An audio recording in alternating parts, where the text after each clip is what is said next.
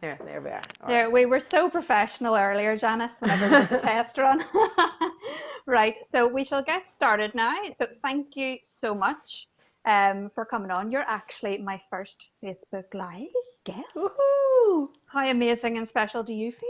I feel very amazing and special, and I'm very happy to Lovely. try it out on your group, and then Yeah, I'll be able to try it out in mine as well, because it's the first time I've done absolutely. this. Brilliant at all. It's all practice, isn't it? So I thought gut health would be a really interesting subject for us to talk about. When you and I were both doing the year one of the nutrition and lifestyle coaching course, it was something I went down a bit of a rabbit hole and was really went a wee bit obsessive and was fermenting everything. My kitchen just stank of cabbage all the time, and everything had to be fermented and for me. But it's definitely something that I found really difficult to maintain. I think became something that wasn't really practical anymore. So I thought it would be a good conversation maybe to have tonight around maybe like even just practical steps.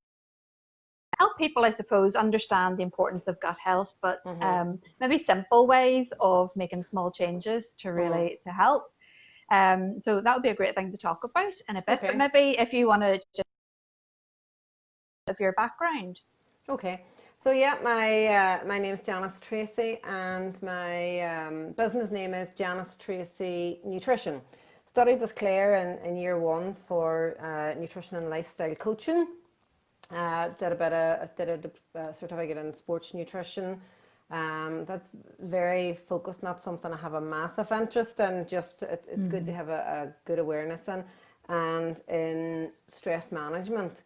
And then went on to do the other 3 years, and I'm now qualified as a nutritional therapist. And so as a nutritional therapist, we're encouraged to decide on some area of a specialism or a niche market, or who's your ideal client. And it's kind of difficult, but I narrowed it down at least 8 women. Okay, so I got that far. It's not very niche, but that was it. And then hormones, a bit of weight management, and in the whole talk about kind of like hormones, which was the stress hormones, the thyroid hormones, you know, your the sex hormones, the menopause, you know, perimenopause, all of that. No matter what I was talking about, digestive issues, gut health, all seem to come in. And then clients I'm seeing on a one-to-one basis, you know, they're coming to me with fatigue, they're coming to me with skin issues, they're coming, you know, with a whole wide range of things. Of course, the first question I'm going to ask is, you know, and how are your bowel habits? And, you know, what's shape, size, colour, consistency, all of this. And they're going, it's none of your business. I didn't come to you about this, you know. And yet that's at the root of solving their problems. And it was just so many people. I would say probably about 70-75% of the people who come to me are constipated and have forgotten what it's like to have a regular bowel movement. And, So just so everybody knows, we're going straight in there and we're talking about who. So I hope everybody's we had suddenly their dinner. see all the numbers going down now. Okay, so many people were watching. Now they're not watching anymore. Now they're not watching anymore. But that's why such a so big important. issue. Yeah, it's so important to have these conversations, and it's good, you know, to have these kind of conversations about things that probably are taboo. And so many people suffer with digestive issues. A big thing what I would see with my clients is stress, and we know that stress has a huge impact on the gut. But before I sidetrack you off somewhere else, maybe you want to talk a wee bit about like what is a normal bowel movement? What does it look like? Okay, all you people, close your ears if you don't want to hear this. Okay, so what's a healthy, well, I suppose normal, first of all, you know, everybody's normal is different, but, you know, within certain parameters, what you're looking for is kind of like something to be quite painless and require minimal strain in passing, okay? It should be soft and kind of between soft to firm in texture. You're looking at this long sausage type thing, which can sometimes split, but it shouldn't be splitting into too many pieces. And, you know, basically just something that's quite comfortable. You should be having I hate saying you should, but ideally a bowel movement at least every day.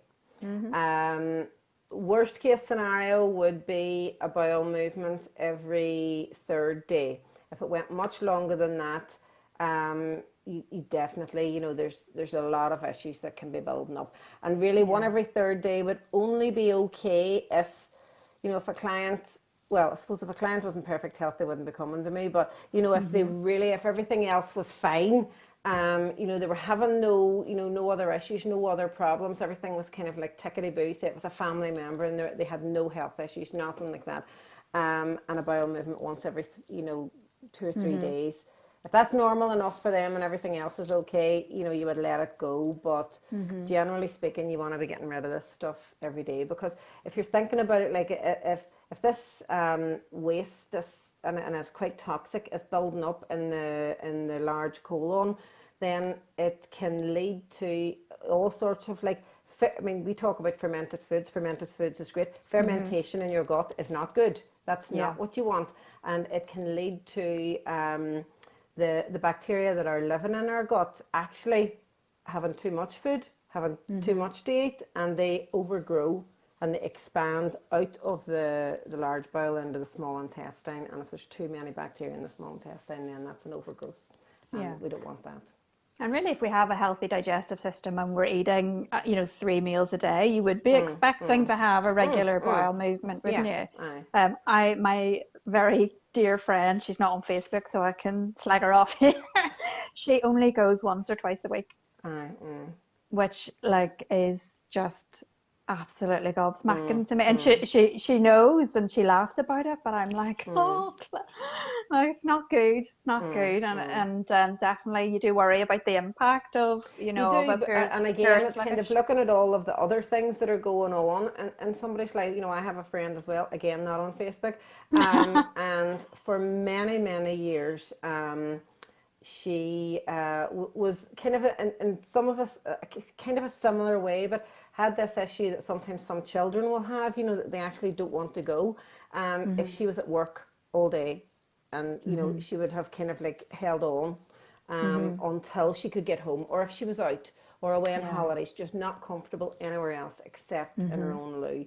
And, 30, 40, well, she's my age, 50, 58 years of that later on, sort of a thing. And she has serious bowel disease now. So, oh gosh, it can, don't want to scare anybody there, that it can have serious ramifications, for health. And the thing about it is, most of these issues, if it's, some form of constipation, can be quite, I hesitate to say easily fixed, but pretty much, pretty much. So, definitely, if anybody's out there listening and, they do feel, gosh, maybe mine's is just not quite right, then, come and see one of us or something. About it. Yeah, absolutely. And I suppose with regards to the research that there is around gut health, I know that it's quite a new area of research with new information coming out all the time. What is there? I know that there's always there's so much, I suppose, scope, and there's so much that we still have to learn. I've read little bits and pieces around just how much your gut microbiome will influence things, like it will have an influence over your weight, or it will have an influence over your food choices. Is that something that you can maybe share? What research or what evidence is out there that shows just how much your microbiome does have an influence over these things? And there's a lot that's unknown, right? And it's kind of like, so what's known, what's well studied, what's well researched is that yes, it can have an influence your weight. And it can, negatively influence your mood. It can, or positively, whatever way around. And all of these things that it has an impact on. And so ideally what you'd like, what somebody might turn around and say that, okay, so, what particular strain of probiotic can I take to help with my weight loss? Or what particular strain of probiotic can I take that will help with skin? And that's what's not known. Yeah. I think somebody asked a question on, particular types of probiotics. And there are some things that are known. You know, there are some strains that we know that are better for diarrhea, for candida, or for you know, for constipation and things like that. But in terms of what strains are beneficial for weight loss, we don't know. Yeah. It's more just looking at the diversity of the species, because there are just, you know, hundreds and hundreds and hundreds of different species, and in each species, you know, that's kind of like passing through us, there are, you know, billions, and in some cases trillions of each of those. So if you think about them like different races, different populations, you know, different kind of like countries, or populations all in there, and it's the diversity of the species that we want to make sure that we have plenty of.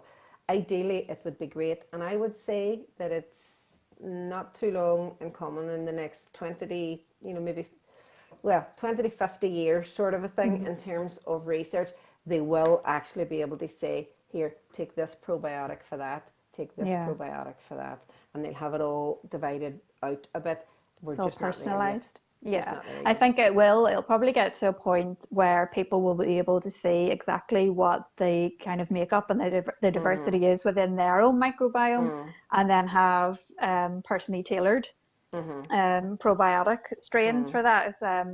I took part in the British Gut. That's right. I remember Project that. thing. So I was literally chasing all my family members to get poo samples from them. So I was not popular. But what was really fascinating about that is, so you sent the samples off to a lab, and then you got like a report back about kind of the diversity within your guts. What was really interesting is that the whole family was different. And at the time, my eldest son was vegetarian. He wasn't eating any meat. He had the most diversity. He had a fantastic profile. Myself and my youngest son were quite similar. My husband's was just completely different, and I found that was really bizarre. That for the most part, the three of us actually have a very similar diet, but our gut microbiome was so different. So, what kind of things? With the children that you gave birth to, oops, Daisy. Yeah. You know, they will have had their sort of like gut colonization from you. But it's what happens after that, and it's a bit like the whole genetics thing. Yes, we have the genes. Yes, we have the microbiome that we're born with, but it's actually, you know, the lifestyle. I suppose, you know, occurrences, good and bad. Like your son who's eating all the vegetables, you know, a vegetarian, or you know, somebody else who's not eating any vegetables at all, or somebody who's had to take antibiotics for all their life, or you know, one was breastfed, one wasn't, or something. You know, all these things can make a difference. And so there you have the same family, and everybody all different. And everybody was was love different. To get that done. I keep threatening to get it done. Very interesting. Yeah, just getting your family to participate isn't necessarily fun. I don't know if I could. Maybe for people that are watching at the minute, maybe for any of the, because I know a lot of people were kind of commenting, I got a lot of emails from people to say that they have IBS type symptoms, that they really struggle with bloating, with abdominal cramping and pain. Maybe is there kind of recommendations, kind of top tips of what you would recommend for people who are maybe trying to improve their gut health?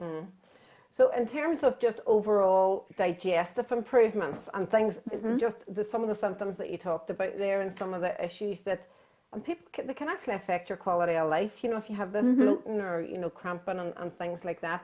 And they really are quite simple tips, but you know, just to go straight on. So first of all, your digestion is all starting, you know, in the brain and in the mouth. And even though we're talking about gut health, which is kind of like further on down, it all starts here. Okay. So the first tip, and if you could do nothing else, oh dear, low power mode. Oh, your volume's gone there. Can you hear me? Yes. Oh, there you go. Oh, okay. The volume just went temporarily, but you're back. It's grand. You hear me? Something else is coming in. Oh dear. It's it seems to be replaying what I've just said. But anyway, we'll march on. Well, I can hear you fine. Okay. You're getting distracted. I am. Is it something that's popped up on your screen that you can swipe off maybe?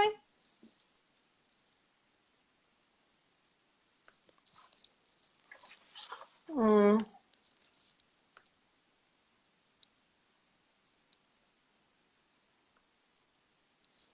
I'm going to try again.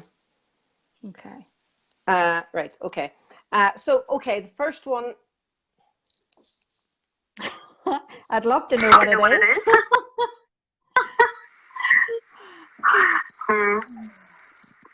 No. Sorry, folks, bear with us 1 wee second just to see. I'm going to try again. Okay. Right. Okay. So, okay, the first one. I'm going to try coming out and coming back in again, Claire. Okay. Okay.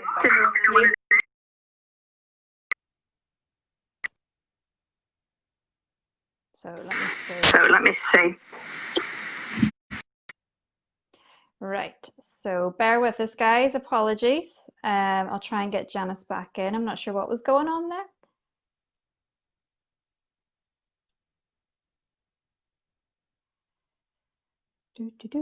This is where I just start pushing buttons again and hope for the best. Here we go.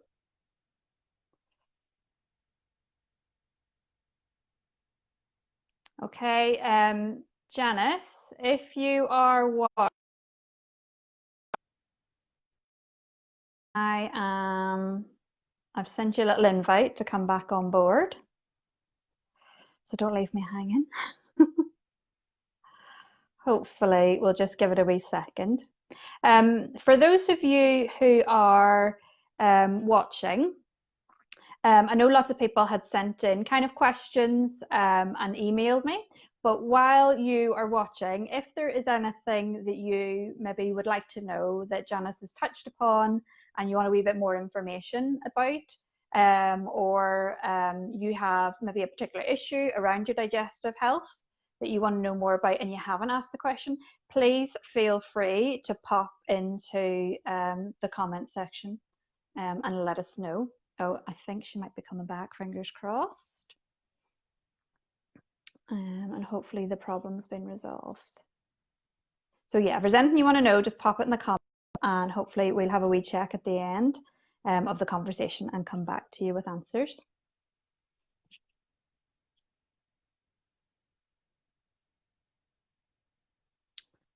So I can see Janice is on the screen. Hopefully.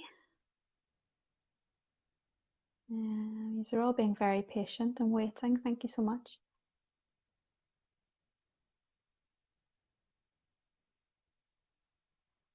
Okay, Janice, it says it's adding you.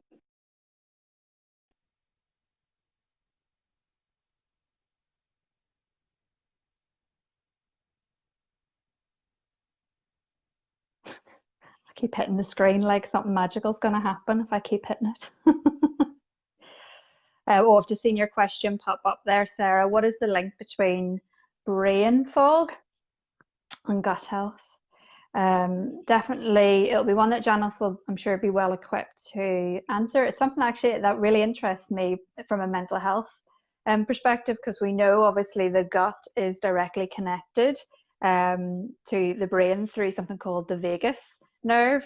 And something that always kind of fascinates me is that when people maybe are struggling with depression, that they get prescribed antidepressants. And obviously the idea behind antidepressants is that it's to change the chemical imbalance in the brain and to increase the serotonin levels in the brain.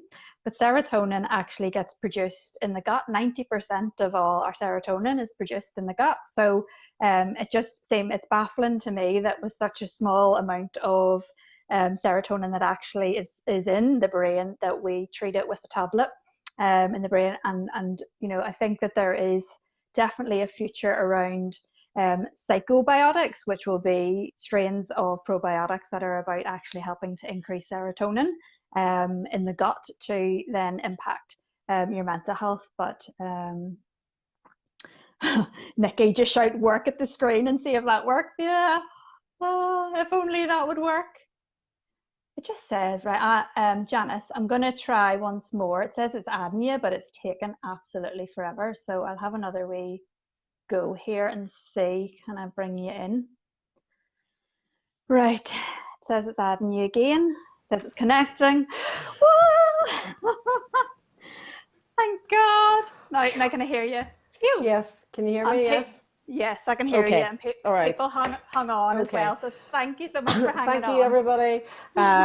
So yes, well, I'll jump in quickly. I was listening away to you there, and you're quite right. The link between brain fog and the gut, it stems mainly from inflammation. So inflammation in the gut is really at the root of the link between the gut and anything else. So it's literally the inflammation that travels and just travels like wildfire. And it used to be thought that these things couldn't actually get into the brain because of the blood-brain barrier was quite tight.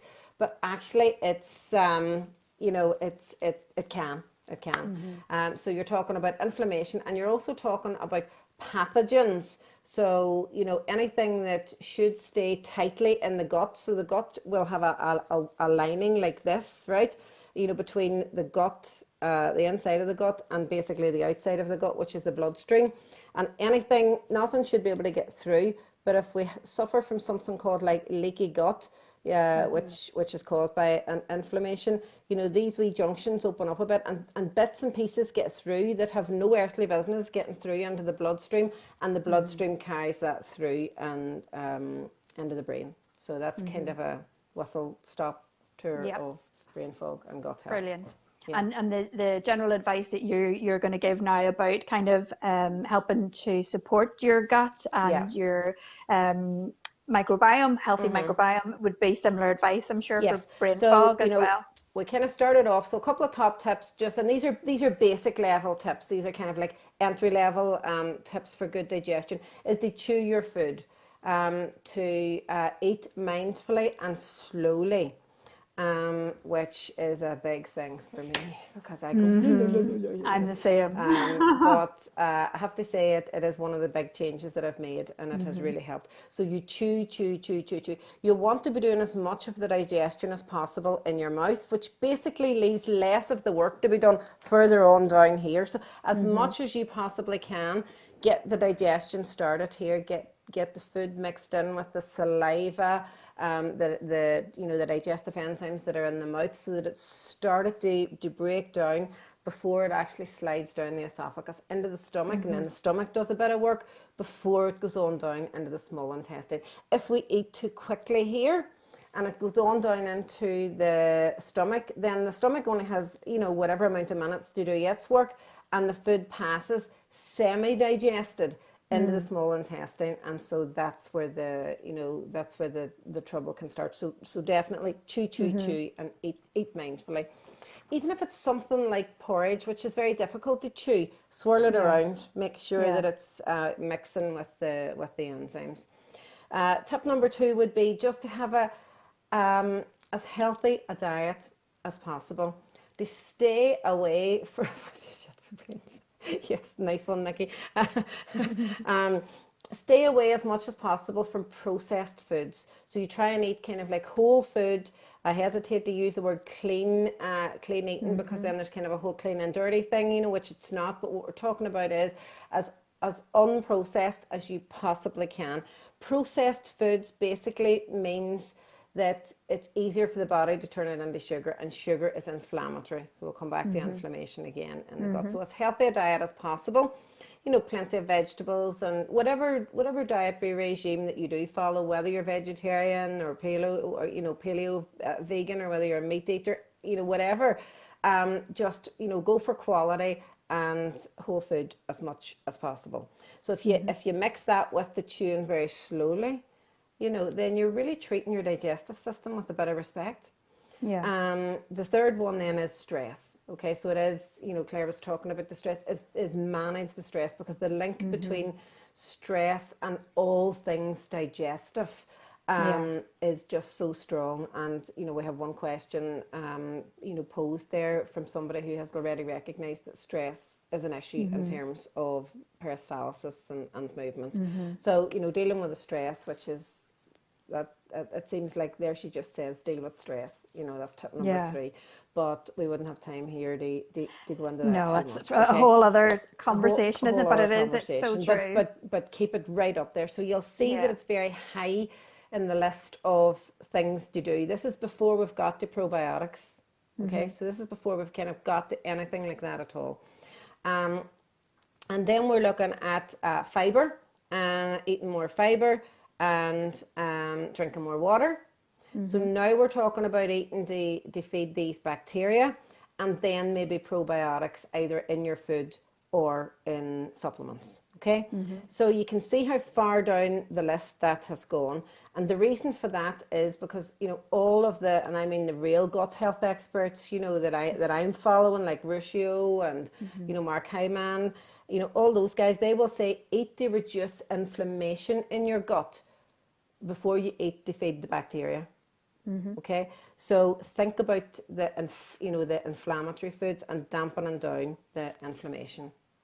Just a quick pointer that might be quite helpful is fibre probably is one of the biggest things that we overlook, really, isn't it? And I think, isn't it something that we only get about 50%? We only consume about 50% of what we're actually recommended to get on a daily basis. Can you maybe give some, share some tips around how do you get more fibre into your diet, and what kind of foods would be really fibrous? So the main ones that you're talking about are your fruits and your vegetables. Basically, right? Okay, so I know a lot of people will get fibre and think that they're getting lots of fibre from their whole grains, cereal, or from their, you know, their brown bread, their brown rice. Those are all good fibre sources, but the ones that our gut bugs really like are the you know, the fruits and the vegetables. And if you think about the fibrous vegetables, Jerusalem artichokes are very good. They're one of the best for your gut.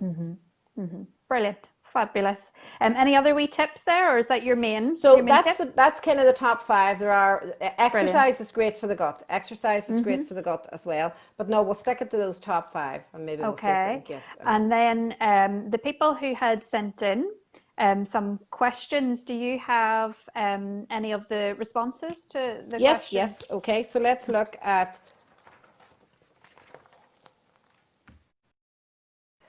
Claire, I'm getting this replay again. I'm sorry. Don't. I know, I'm sorry.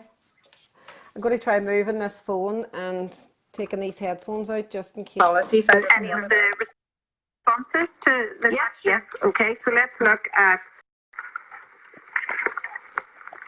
For some reason, it seems to be replay again. I'm sorry. Don't. I know, I'm sorry. I'm going to try moving this phone and taking these headphones. Can you hear me? Responses to. And she's gone. Right, let me see. Apologies, everybody. Let me see. Can I do my best to get her back in?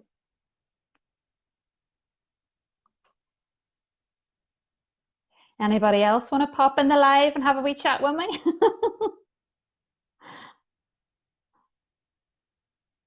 All right, let me see. Janice. You have all been patient, hanging on. So we'll try again. It says connection. Okay, I'm going to try again. I'm okay. I'm worried in case it's the headphones, so I'm going to leave them off, okay? Janice, if you, because I hear an echo. All right. Can you try and put them in? Okay. Just for a wee second. I will, but I think it's going to go. And if there's still the echo, I'll stop talking and just let you talk. Okay, all right, let's go. Okay, so this was a question from somebody who said they suffer all the time with constipation and they feel that it's that their peristalsis, the movement is not working due to stress, and that it's connected to the vagus nerve. So they have already got the answer. Yes, it is connected to stress, and stress is a serious constipator. Okay, so it is a serious cause of constipation, and it's literally because of the whole cortisol fight or the body does not prioritize digestion in times of stress whenever we're in this fight or flight mode. So it deprioritizes, so everything just slows down and it's just parked. So it's managing the stress to kind of get that through. And then the vagus nerve is kind of like the longest nerve in the body, and it connects the brain with absolutely everything. So that will all be connected. It's a big issue with constipation. Now this person also mentioned that they didn't have a gallbladder. Not having a gallbladder can have different digestive issues, but it's probably unlikely that will be a cause of the constipation. It would normally be the other way around, that you would get a bit more diarrhea and not be able to digest fats just as much. So it's unlikely that the gallbladder is going to cause, not having the gallbladder is going to cause constipation. Mm-hmm. Okay. So that was the first one. I'm scared. I'm almost scared. Huh? I'm almost scared to talk in case it throws the thing. Let's get through this. In terms of the vagus nerve, they talk about toning your vagus nerve. So anybody who wants to tone their vagus nerve, coming with great for toning the vagus nerve. Do a bit of singing, anything that kind of stimulates the nervous system a wee bit. Omega-3 fatty acids are great for toning the vagus nerve, and also your deep and your slow breathing.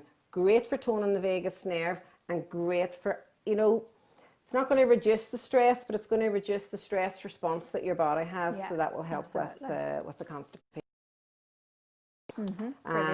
So that was that question.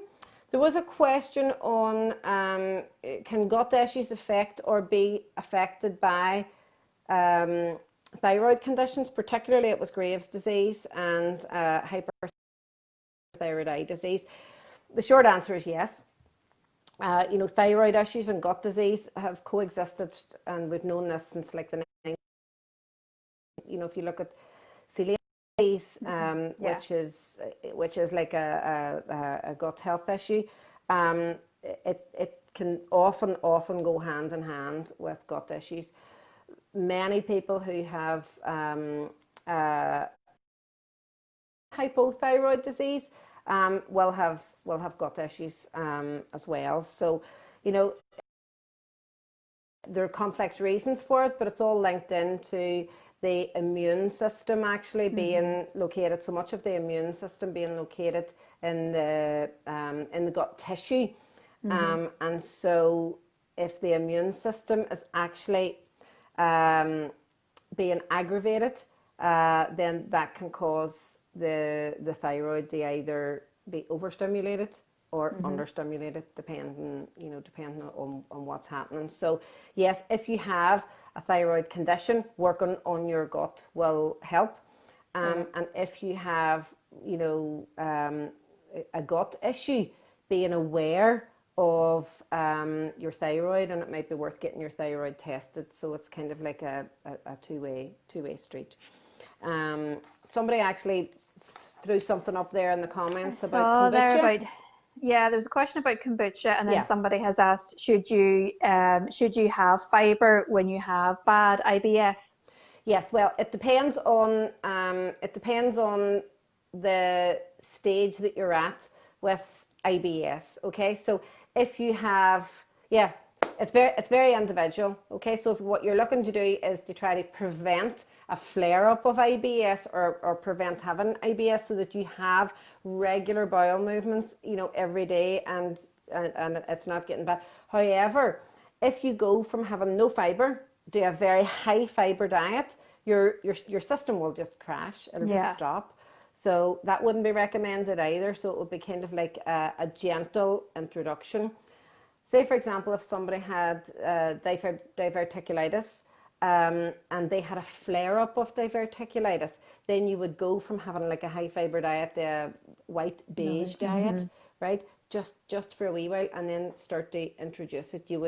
That would be really very tailored and individual. But yeah. Okay. And kombucha? Kombucha, fantastic. So kombucha is in that family of probiotic foods. So I love kombucha. I'm not a big fan in terms of the taste of sauerkraut, but I make myself eat it because I love sauerkraut. What you see, I just don't like the taste of fermented foods, but they're fantastic for you. Whereas I love kombucha. So you've got your kombucha, you've got your live yogurts, your kimchi, and your sauerkraut. These are all live foods that are brimming, with live bacteria that we want to get into the gut. And I think the brilliant thing now is that because it has become much more common that you don't have to be making these things yourself. You can actually buy them in supermarkets. No, I mean, there's a big trend now towards trying to get things as pure as possible, as least pasteurized as possible. And so the ones that you buy in the supermarket may not be just quite as live as the one that you make yourself. I'm quite lucky in that there's a local lady who what causes runs each time after eating? Eating what, Nikki? Is there something in particular that you eat whenever you don't know? So she makes it in her home, and then I just buy it off her and bring it into my home, so I don't have to make it. So it's great. It's lovely. I am going to start to make it actually. Just and kefir milk, of course, kefir milk. I do make the kefir milk with the grains. And there's a lot of people locally, if you look on Facebook, there are people within the community who do make, locally sourced kombucha. There's a girl in Bangor makes kombucha, so there's plenty of people around that you can buy from locally as well and support local for that kind of stuff. So have you any other questions there that needed answering? Nikki had something up there, but I wasn't sure what. So it might what she be. So maybe if you she wants to send a wee message back to that. Somebody asked about how do you know which prebiotics and probiotics to take. So prebiotics are your vegetable-y type things. They are the food for the bacteria that are already in your gut. Okay, so you really shouldn't have to take a supplement of a prebiotic. You can, but you shouldn't have to if you're eating plenty of a wide variety of vegetables. Then you're going to be feeding all these different bugs that like different things. Okay, so this is why we want the variety. The probiotic foods we talked about, but then how do you know if you want to buy probiotics? Okay, and it really depends on what you want the probiotics for. So I have like a full table here of different strains of probiotics that if I was working with somebody and pulling together like an individual sort of protocol, I might be looking for, lactobacillus for one thing, or Saccharomyces boulardii, say for Saccharomyces boulardii is mainly for either candida or yeast infections or, diarrhea and things like that. But if you're just looking for a general to kind of, get some, good bacteria in you and pass through, you're looking at as broad a spectrum as possible. So how many species are in it? Not just how many trillion live bacteria are in it. How many, how many species? So it could be like lactobacillus, bifidobacterium, any of those big words that you can't pronounce half the time. You're looking for at least 3 or 4 different species in a good probiotic. Now, there are some probiotics that will just have one species or 2, and they're for specific reasons. Do you know what I mean? But if you're just looking for a general one, you're looking for a good broad spectrum. And really, I would say, go to a practitioner, ask advice. Don't buy them in Boots or Tesco's or something like that, just for the sake of buying them. Just diet is your best resource.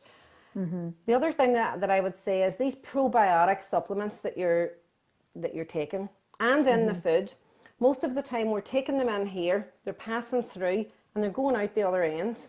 Now, the reason, so why do we take them? It's because of what they do en route. Yeah. So it's the effect that they have on the gut, but they are transient. They are not going to recolonize the gut. They're actually going to do their work on the way through. Mm-hmm. So that was something like that I found very difficult to understand. So, Yeah. you know, really you do need to be taking a probiotic supplement a couple of times a year just to keep yourself in tip-top shape, unless your gut is fine. But like I think I heard you talking, Claire, about taking them, you know, because maybe through COVID our diets maybe haven't been, you know, as good as they could be. So, you know, then that's just a good general broad spectrum probiotic. With a little bit of help every so often probably wouldn't do any harm. Something that just came into my mind whenever you were talking there about probiotics is sometimes if I'm asking somebody if they're taking probiotics, they'll go, "Oh yes, those wee yogurt drinks that they're talking about." Yes, the Yakult. Would I be right in thinking don't waste your money? Definitely not, especially if they're the sugary ones. So the ones that are plain, it's a bit like buying kefir milk from the shelf. You buy the plain one, you know, that's going to be a bit better, not as good as the stuff you make yourself, but a bit better. But you buy the flavoured one and probably forget about most of the goodness, because the live bacteria that you're getting in it will have its job cut out to deal with the sugar or the sweeteners that are already in it. So no, you're quite right. Brilliant. Brilliant. Somebody any other asked questions? about probiotics for dogs. No. So that was very interesting, because my daughter has a wee dog and I've just recommended some probiotics for the wee dog. There you go. This is new to me. All dogs can benefit from from probiotics because they're going to aid digestion there. Excuse me. There are some dog breeds that have particular issues around food sensitivities. Hers is a wee Bichon Frise, I think, and I think they have particular, you know, particular sort of like gut issues. And equally, some people, if they're making their own kefir milk and they have their kefir grains, and then they end up having too many grains, they actually feed, and that helps there. So whoever it was asked that question, yes, there are some great probiotics on the market for dogs. That's a question. Probiotics for a few weeks and then stop. So you would recommend maybe that you do 30 days, say you do a month. I would say definitely a good break. month. A month, you know, between a month and 6 weeks. Somebody asked about the best time to take them. So you will get loads of different answers depending on who you ask. But you know, most of my colleagues and people that I've studied with and any of the experts that I follow would suggest last, you know, before you go to bed, sort of a thing, you know, after you've about an hour or so after you've eaten. So it's almost getting on an empty stomach, because the that you've eaten has gone down, and then it's having the whole night undisturbed to basically do their work. Now, the other thing is the best time to take any supplement is the time you're going to remember to take it. But for me, the best time for probiotics is definitely at night. That's really good, because I always try and take mine in the morning, but I usually am a coffee girl. First thing in the morning, we're taking them with your coffee. We don't take probiotics with a hot drink, so taking it actually before I go to bed is I never even would have thought of that. Before you go to bed. Someone's just asked a question, and it's Nuala. This is definitely one for you, because it's got a massive big word I can't even pronounce. Helicobacter pylori. Yes, H. pylori. Just say H. pylori. H. pylori. So I had H. pylori. Took a strong antibiotic to deal with it, and then felt low in energy afterwards. My doctor unofficially recommended acidophilus. Yes. So would you would recommend taking that then after? And H. pylori is notoriously hard to get, even though as a nutritional therapist, and you know, we wouldn't be saying go and take antibiotics. If I had H. pylori, I'd be taking antibiotics, and I would be anytime you're taking antibiotics for anything. This is anybody. Anytime that you're yourself a good course, broad spectrum. Take them. Now, you can take them at the same time as you're taking the course of antibiotics, as long as you take them 2 or 3 hours apart. So you're taking your antibiotics, and then you're taking your probiotics hours later, and then you're taking your antibiotics and your probiotics a few hours later. That's the best way. The second best way is finish your course of antibiotics and then top up, get the probiotics. and through you there. So that was a good question. You know, I would even, after H. pylori, I would probably go for 2 months of probiotics. So I want to get to this question that somebody asked in case they're having both parents with deficiencies in this area. So parents with Crohn's or ulcer, wondering if she's genetically more at risk. There is an inheritance pattern. Now, the inheritance pattern is not understood, so there is a link, but it's not known what the link is. But yes, the risk would be greater. Let me see if I have it written down. It can run from about 20%. 1 in 5 of people who have Crohn's disease have a blood relative with some form of inflammatory bowel disease. Wow. Usually a brother or sister, sometimes a parent or a child. However, okay, so what you got to think about whenever you're looking at genetics is you may be genetically predisposed to something. That doesn't mean to say you're going to get it. You may be genetically predisposed to multiple sclerosis, to some cancers, you know, to with your lifestyle, you have some elements of control as to whether on and off. One of our said something like, if I can remember it now, genetics load the gun. Okay, so you're walking around, we're all walking around with loaded guns of something, but your lifestyle pulls the trigger or not. So, you know, whoever that was, you know, basically you want to be putting the plans in place. Do everything now, you can. to make sure that you have a good, healthy gut, and it should stay far away from you. Brilliant. I think that was most of the questions that were already asked. Okay. Can you? Bit there. We said we'd do half an hour, and we're coming up on 55 minutes. I know, and gosh, I'm sorry about the. I do think it might be my end there. No, we got through it. We got through it. I can't see the questions have kind of through me, but is there anything else in there that maybe we didn't answer or? Touch. I'm going back to Nikki because there was something that she was saying. There's something that she said. She basically said it's after every meal that she has this, and it seems to. She said it runs in the family. The pun. Right. Okay. It seems to impact everybody. Sometimes that can be like a biliary insufficiency and insufficiency in bile acids, but that would be mainly only more noticeable if it was kind of like a fatty meal, you know, if there was a high fat content, good fats or bad fats, you know, that it would be. But that urgency to go to the loo, there's something, I'm just going to look up at me, urgency, urgent need to go to the loo, it's something to do with your bile. Okay, so that might be something that you might want to pick up even with yourself to have conversations about. With her.